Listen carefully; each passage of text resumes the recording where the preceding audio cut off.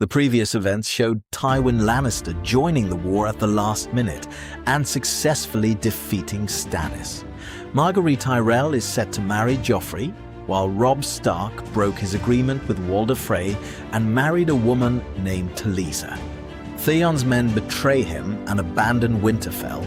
Jon Snow kills a fellow Crow to infiltrate the wildling ranks. Sam witnesses a massive horde of White Walkers, and Daenerys saves her dragons as she prepares to build her army to conquer Westeros. The narrative resumes as Sam runs frantically through the snow, pursued by a White Walker intent on killing him. Ghost, the direwolf, rescues Sam by attacking the White Walker just as the Lord Commander arrives, setting the creature ablaze and killing it. It is revealed that the Lord Commander and his surviving men are all still alive, and he orders them to return to the wall immediately to warn the Night's Watch about the White Walker threat before everyone is killed. Meanwhile, Jon Snow arrives at the wildling camp and sees a giant for the first time, gazing at him in awe. Ygritte warns him to be cautious around the giants because, despite being gentle by nature, they can drive a human into the ground like a nail when angered.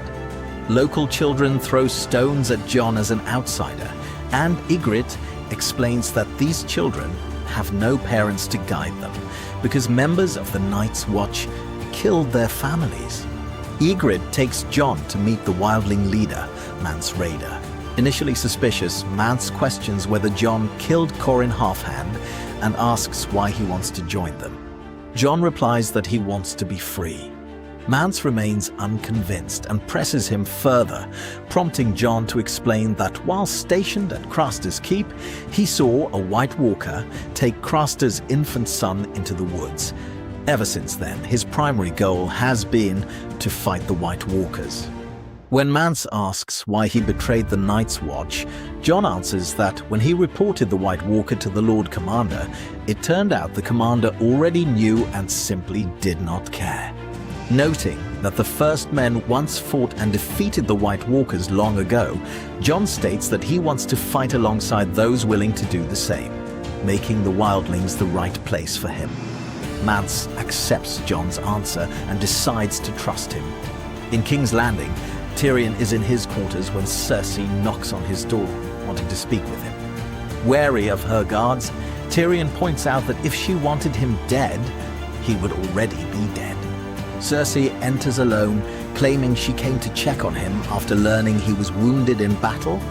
Tyrion, fully aware that she ordered a guard to assassinate him during the fight, knows she is lying. Cersei's true purpose is to find out what Tyrion plans to tell their father upon meeting him. Feigning ignorance, Tyrion claims he has nothing to say, noting that their father has been in the city for days without once visiting or checking on him. Still anxious because of Tyrion's sharp intellect, Cersei eventually leaves unsatisfied. Shortly after, Tyrion goes to see Tywin, who pays him little attention and asks why he never visited after his injury. Tywin replies that Grand Maester Pycelle informed him the wounds were not fatal. Tyrion recounts how he devised a brilliant plan to defend the city, joined the fighting and encouraged the troops, while the king cowered in his room, bleeding so that others could live, only to be rewarded by being tossed into a small room. He asserts that he at least deserves praise. Tywin coldly retorts that jesters and singers receive applause, but members House Lannister do not, adding that as Hand of the King, he has no time to waste and demands to know why Tyrion is there. Tyrion demands his rightful inheritance. Since Jaime is in the Kingsguard, he is forbidden to marry or inherit, meaning Casterly Rock will not pass to him, and Cersei follows the male line of inheritance, making Tyrion the rightful heir to Casterly Rock. Tywin instantly and harshly refuses. Like Cersei, Tywin despises Tyrion. Firstly, because Tywin's wife died giving birth to Tyrion, whom Tywin never loved as much as his wife, and secondly, because Tyrion is a dwarf, bringing shame upon the family name. Tywin declares he would rather let worms consume him than hand over Casterly Rock and tarnish the family name, insulting Tyrion as a deformed, lustful and envious creature, and wishing he could prove Tyrion is not his son. He orders him to leave and never speak of Casterly Rock again. A shocked Tyrion departs in silence. Elsewhere, Lord Peter Baelish, Littlefinger, approaches Sansa and tells her he recently saw her mother and sister Arya. Overjoyed to learn Arya is alive, Sansa agrees to Peter's promise. Meanwhile, Joffrey travels through the city in a wooden carriage to avoid being pelted by the citizenry as he was before. Margaery stops the carriage, steps out into the streets unescorted, and begins acting like a true queen by mingling with ordinary citizens and comforting orphaned children who lost fathers at the Battle of Blackwater, handing out gifts and promising aid. Joffrey watches in utter bewilderment. During a royal family dinner, Cersei expresses disapproval of Margaery's public outings among the poor, something Cersei herself would never do. Margaery responds that she cares for the common folk because given the chance, they can achieve great things. Cersei warns her to be careful, reminding her that they nearly died in the streets before the king was miraculously rescued. Joffrey disagrees, dismissing the danger and claiming his mother simply loves drama, expressing complete confidence in Margaery's judgment. Back at sea, Davos Seaworth is revealed to have survived the Battle of Blackwater, stranded alone on a rock in the middle of the water. He flags down a passing pirate ship belonging to his old friend Salad Horsan and boards it. Davos explains that his son died in the flames of war, but insists he must be taken back to Stannis because the war is not over and they must strike King's Landing again. Saladhor refuses, stating the war is over for him because Davos was given 30 ships and failed to provide the gold he promised, while Stannis' broken state makes another attack unlikely. Despite this, the loyal Davos goes to Dragonstone to see Stannis. Stannis remains indifferent to his survival, leading to a heated argument between Davos and Melisandre, whom Davos openly detests. Melisandre claims that had she been present at the Blackwater, she could have saved the burned soldiers, blaming Davos for persuading Stannis to leave her behind. Davos attempts to attack her but is restrained by guards. Stannis orders Davos locked in the dungeons, ignoring his warnings that Melisandre is evil. Across the narrow sea, Daenerys watches her 3 young dragons hunt and eat birds. Discussing their need for an army to conquer Westeros, Jorah informs her they will reach the city of Astapor by nightfall to purchase the Unsullied, reputed to be the most formidable warriors in the world. Upon arrival, they meet the city's master, Krasnis Mo Naklos, who displays the Unsullied. He explains that these soldiers undergo the most brutal training regimens imaginable, castrated at a young age to eliminate weaknesses. Beginning combat training at age 5 from dawn until dusk, only 1 in every 5 boys survives the grueling process. The survivors are elite, perfectly obedient, and utterly fearless. As Krasnis speaks in Valyrian, his translator Missandei relays his words, while Krasnis covertly hurls crude insults and mocks Daenerys and Jorah, assuming they cannot understand him. To demonstrate their discipline, Krasnis orders a soldier's nipple cut off. The soldier stands completely motionless through the agony. Krasnis tells Daenerys they will serve like slaves, but Daenerys recoils at the institution of slavery and the horrific cruelty of their upbringing. Krasnis mocks her for being overly emotional, prompting Missandei to urge her to make a decision, since other buyers are waiting to purchase the 8,000 available soldiers. As Krasnis and Missandei leave, Jorah advises Daenerys that the slaves' lives will improve under her merciful rule, and they serve as a necessary tool to achieve her goals.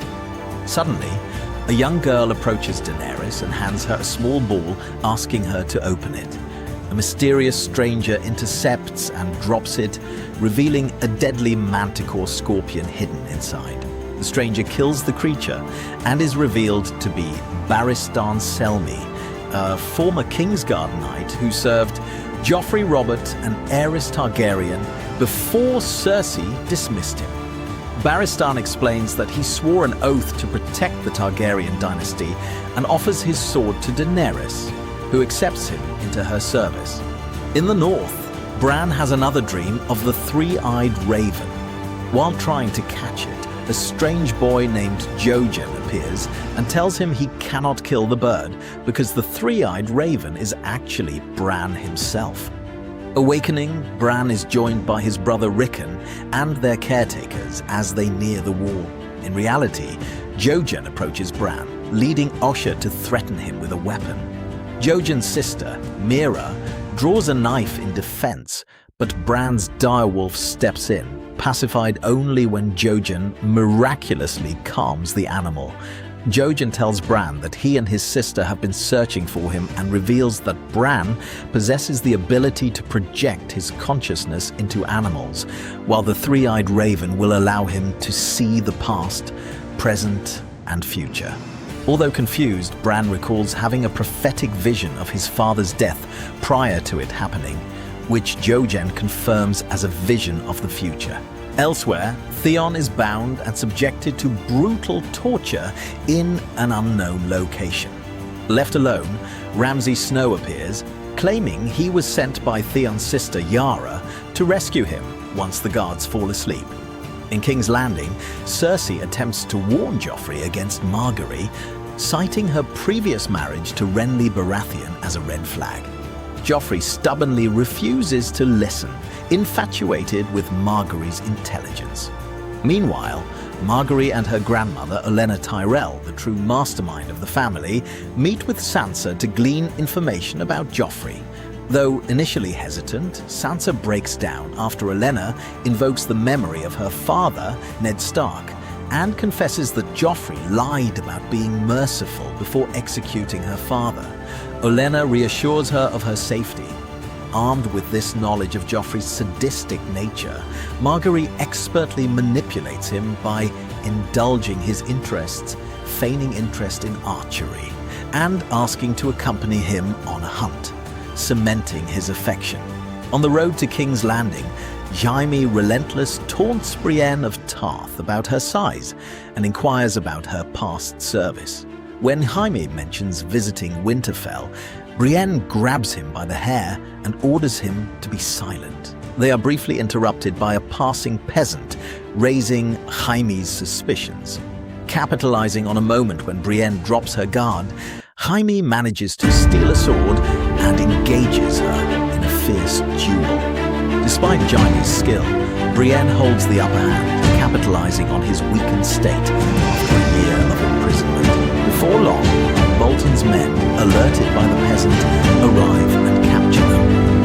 Back at the camp, Robb receives devastating news. His grandfather has died, and Ramsay Bolton has recaptured Winterfell, while Theon escaped, though Bran and Rickon are missing and presumed dead.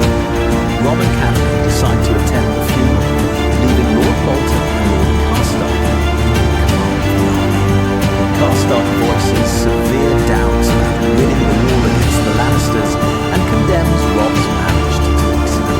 In private, Catelyn confides in Taliesin, explaining how she once hated Jon Snow as an infant brought home by Ned. When Jon fell ill with smallpox, the remorseful Catelyn prayed for his recovery and performed a protective mother spell, vowing to treat him as her own and asking Ned to name him Jon Stark, though Ned refused. Catelyn believes her family's subsequent tragedies are punishment for her failure to love a orphan.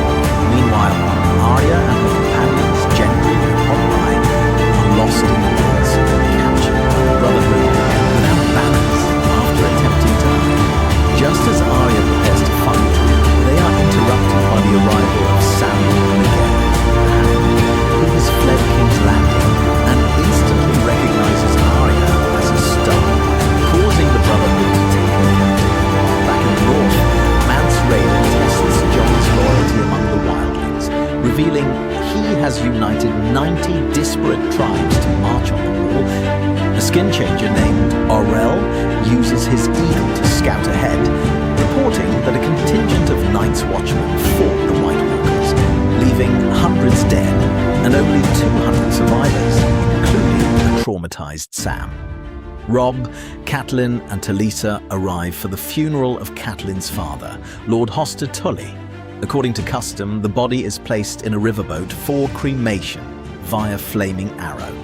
Catelyn's brother, Edmure Tully, repeatedly misses the boat with his flaming arrows, embarrassing himself until his uncle, the Blackfish, steps in and hits the target on the first try. Afterward, Robb angrily reprimands Edmure for launching unauthorized skirmishes and capturing 2 unimportant Lannister children while losing nearly 300 men, stressing that every soldier matters. At the small council meeting in King's Landing, Tywin demands answers regarding Jaime's disappearance, ordering Varys and Littlefinger to locate him. Tywin proposes that Littlefinger marry Lysa Tully, Catelyn's sister, to secure the support of the Vale. Littlefinger accepts, noting he has known Lysa since childhood. When Tyrion points out that Littlefinger's absence will disrupt the city's finances ahead of winter, Tywin names Tyrion the new Master of Coin. Elsewhere, the Brotherhood holds Arya, though Hot Pie chooses to stay behind to run a bakery in a supportive village, gifting Arya a wolf-shaped loaf of bread before parting ways. In the north, Ramsay frees Theon, giving him a horse to escape. After riding far, Theon is ambushed and chased down by hounds and guards, revealed to be the very men who tortured him. Suddenly, a hail of arrows from Ramsay kills the pursuers.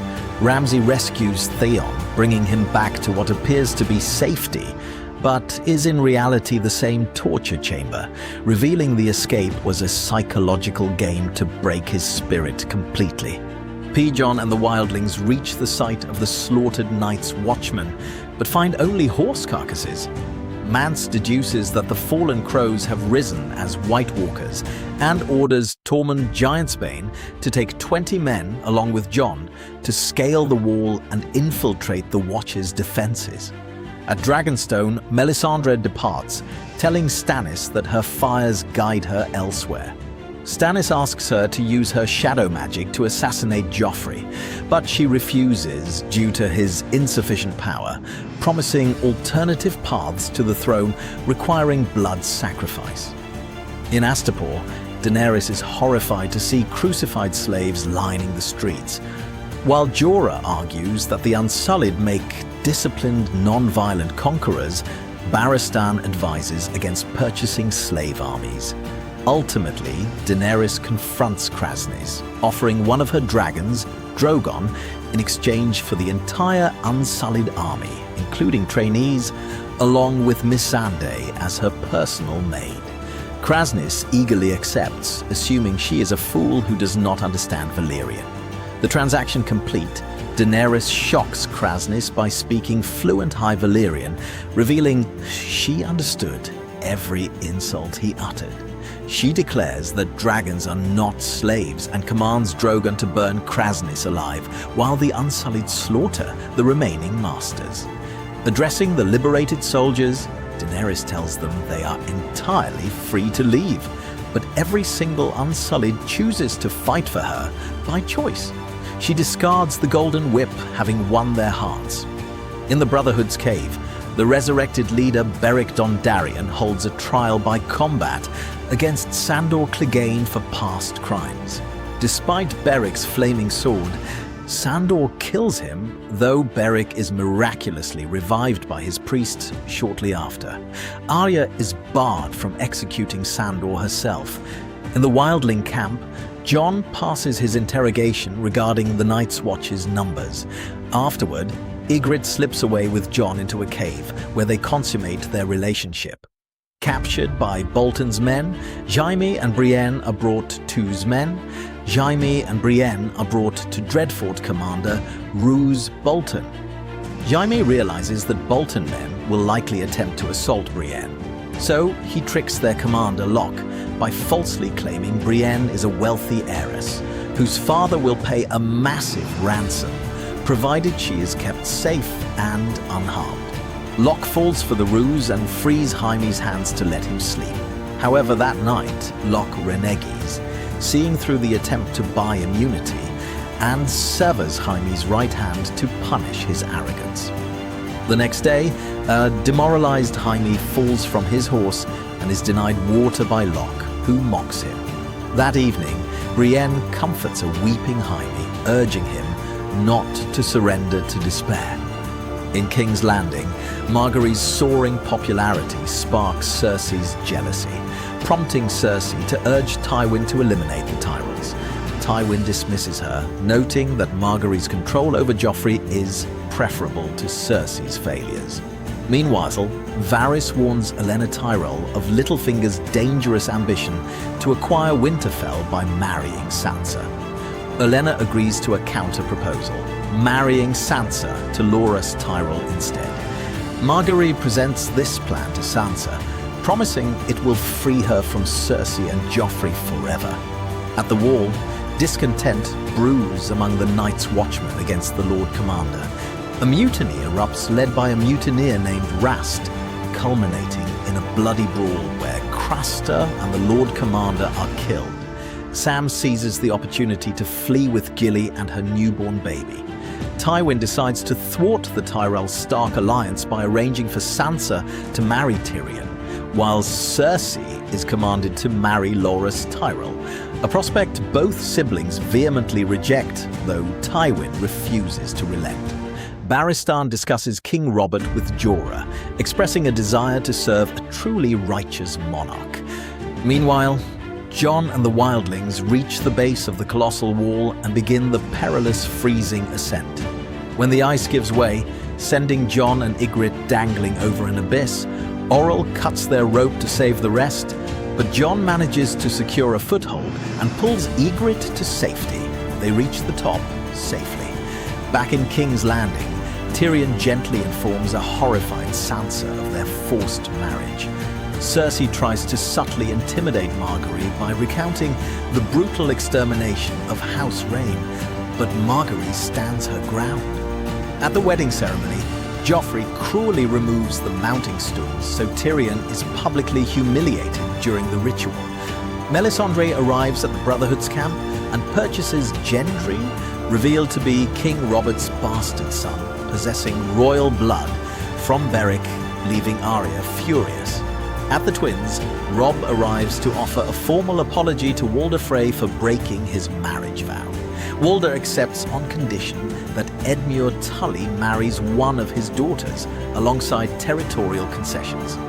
Despite initial hesitation, Edmure is pressured into agreeing, and the wedding is set for 2 weeks hence. Unaware that Bolton has betrayed him, Robb marches on. Meanwhile, Bolton treats Jaime surprisingly well at the Dreadfort, preparing to release him to King's Landing under the condition that he never reveal Bolton's role in the mutilation. However, Bolton forces Brienne to stay behind. In King's Landing, Tyrion and Bronn discuss his forced marriage to Sansa, while Shae expresses heartbreak over the arrangement, though Tyrion insists he has no choice. Arya attempts to assassinate Sandor Clegane in her sleep, but he easily stops her. On the road, Sandor reveals he is taking her to her family for a ransom. At the Dreadfort, Locke forces Brienne to fight a bear with a wooden sword for his amusement. Upon discovering this, Jaime rides back, pays the ransom, and dives into the pit to rescue Brienne, successfully negotiating their escape under his protection as a Lannister. Crossing the wall, unaware that Bolton has betrayed him, Robb marches on. Meanwhile, Bolton treats Jaime surprisingly well at the Dreadfort, preparing to release him to King's Landing under the condition that he never reveal Bolton's role in the mutilation. However, Bolton forces Brienne to stay behind. In King's Landing, Tyrion and Bronn discuss his forced marriage to Sansa, while Shae expresses heartbreak over the arrangement, though Tyrion insists he has no choice. Arya attempts to assassinate Sandor Clegane in her sleep, but he easily stops her. On the road, Sandor reveals he is taking her to her family for a ransom. At the Dreadfort, Locke forces Brienne to fight a bear with a wooden sword for his amusement. Upon discovering this, Jaime rides back, pays the ransom, and dives into the pit to rescue Brienne, successfully negotiating their escape under his protection as a Lannister. Crossing the wall, Jon tells Ygritte that the wildlings are doomed to fail against the Night's Watch, yet she affirms her unwavering loyalty to him. Nearby, Bran and his group seek shelter from a fierce storm at an abandoned watchtower. Outside, Tormund's wildlings track down a peasant and prepare to execute him. Jon refuses to take part in an innocent man's murder, prompting Ygritte to execute the peasant herself. Recognizing Jon as a traitor, Orell turns on him, sparking a violent skirmish. Bran wargs into his direwolf to defend Jon, while Jon kills Orell. In his dying breath, Orell wargs into his eagle and attacks Jon, slashing his face. Jon escapes on a horse, leaving a devastated Ygritte behind. Bran realizes the true extent of his abilities. Robb and his army arrive at the twins for Edmure's wedding. Unbeknownst to them, Rose Bolton has colluded with Walder Frey and Tywin Lannister. During the wedding feast, the infamous Red Wedding unfolds. Catelyn notices the doors are bolted and Bolton wearing chainmail underneath his clothes, just as the Lannister theme song plays. Suddenly, chaos erupts. Talisa is brutally stabbed to death in her pregnant belly. Robb is riddled with arrows. Catelyn takes Walder Frey's wife hostage, begging for Robb's life, but Walder refuses. Rose Bolton drives a blade to Robb's heart, mocking him for Lannister regards, before Catelyn slits Lady Frey's throat and is immediately executed in return. Arya arrives just in time to witness the massacre of Stark soldiers and the desecration of Robb's direwolf, before Sandor knocks her unconscious and carries her away. In King's Landing, Joffrey gloats over Robb's death and demands Robb's head be brought to torture Sansa. When Tyrion threatens him, Joffrey flies into a rage, asserting his absolute authority as king, prompting Tywin to dismiss him sternly. Left alone with Tywin, Tyrion condemns the brutality of the Red Wedding, warning him that the Elf will burn fire. Tywin remains unbothered, naming Rose Bolton the Warden of the North. Shortly after, Jaime and Brienne finally arrive at King's Landing, and Jaime reunites with an emotional Cersei after years apart. In the north, Ramsay subjects Theon to unspeakable psychological and physical torture, eventually amputating his genitalia and driving him to beg for death. Ramsay sends Theon's severed part to his father, Balon Greyjoy, demanding the Ironborn withdraw from the north or face further mutilation. While Balon heartlessly refuses, Yara resolves to rescue her brother. Sam and Gilly cross paths with Bran's group near the wall. Learning Bran is Jon's brother, Sam provides them with dragonglass daggers to combat the White Walkers before helping them pass through the tunnel beneath the wall. Returning to Castle Black, Sam informs Maester Aemon of the White Walker threat, prompting Aemon to dispatch ravens across Westeros to sound the alarm. At Dragonstone, Melisandre takes 3 leeches filled with royal blood from Gendry and burns them, while invoking the deaths of Joffrey, Balon Greyjoy, and Robb Stark. Fearing for Gendry's life as a human sacrifice, Davos secretly smuggles him away on a boat to King's Landing. Though Stannis sentences Davos to death for treason, Davos presents Maester Aemon's Raven Scroll detailing the White Walker threat. Realizing the impending apocalypse, Melisandre and Stannis agree that the war for the Iron Throne is trivial compared to the true war against the dead, sparing Davos to aid in the coming conflict. Jon Snow finally reaches Castle Black, having survived his wounds, and tearfully reunites with Sam. In Essos, Daenerys marches on Yunkai following a failed negotiation with the city's masters. Daario Naharis, a mercenary captain who has defected to her cause after killing his rival commanders, infiltrates the city at night, slaughters the guards, and opens the gates. Daenerys' forces easily capture Yunkai. The next morning, over 200,000 freed slaves gather, chanting Maisa, Mother, and lifting her in triumph as she secures her legendary army and establishes her reign.